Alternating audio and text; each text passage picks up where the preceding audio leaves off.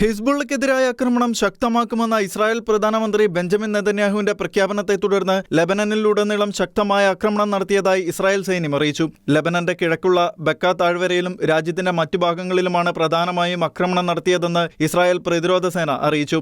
ഈ മാസം ആദ്യം ലെബനനും ഇസ്രായേലും 45 ദിവസത്തെ വെടിനിർത്തൽ കരാർ നീട്ടാൻ സമ്മതിച്ചിരുന്നെങ്കിലും ചില പോരാട്ടങ്ങൾ തുടരുന്ന സാഹചര്യമുണ്ടായിരുന്നു. തുടർന്ന് കഴിഞ്ഞ ദിവസം ഒരു വീഡിയോ പ്രസ്താവനയിൽ ഇസ്രായേൽ ഹിസ്ബുള്ളയുമായി യുദ്ധത്തിലാണ് എന്നും അവർക്ക് കനത്ത പ്രഹരം നൽകാൻ സൈന്യത്തിന് ഉത്തരവ് നൽകിയെന്നും നെതന്യാഹു പറഞ്ഞിരുന്നു. ഡ്രോണുകളും റോക്കറ്റുകളും ഉപയോഗിച്ച് ശക്തമായി തിരിച്ചടിച്ചതായും ഇസ്രായേൽ സൈനികർ ടാങ്കുകൾ, ബാരക്കുകൾ, കെട്ടിടങ്ങൾ എന്നിവ ലക്ഷ്യമാക്കിയതായി ഹിസ്ബുള്ളയും അവകാശപ്പെട്ടു. ഹിസ്ബുള്ളക്കെതിരായ ഇസ്രായേൽ സൈനികാക്രമണത്തിൽ 600-ലധികം തീവ്രവാദികളെ ഇല്ലാതാക്കിയെന്നും നെതന്യാഹു പറഞ്ഞു. ലെബനനിലെയും ഇസ്രായേലിലെയും ഉദ്യോഗസ്ഥർ അടുത്തയാഴ്ച വാഷിംഗ്ടണിൽ കൂടുതൽ ചർച്ചകൾ നടത്താനിരിക്കുകയാണ്. തെക്കൻ ലെബനനിൽ നിന്ന് ഇസ്രായേൽ സൈന്യം പൂർണ്ണമായും പിന്മാറണമെന്ന് ലെബനൻ പ്രസിഡന്റ് ജോസഫ് ഔൺ ആവശ്യപ്പെടുകയും ചെയ്തു. ഏപ്രിൽ 16-ന് വെടിനിർത്തൽ കരാർ ഒപ്പുവച്ചതിനു ശേഷം ഇസ്രായേലി ആക്രമണങ്ങൾ പ്രധാനമായും രാജ്യത്തിന്റെ തെക്ക് ഭാഗത്തേക്ക് മാത്രമായി പരിമിതപ്പെടുത്തിയിരുന്നു. Indian national desk, ഷെഖേന news.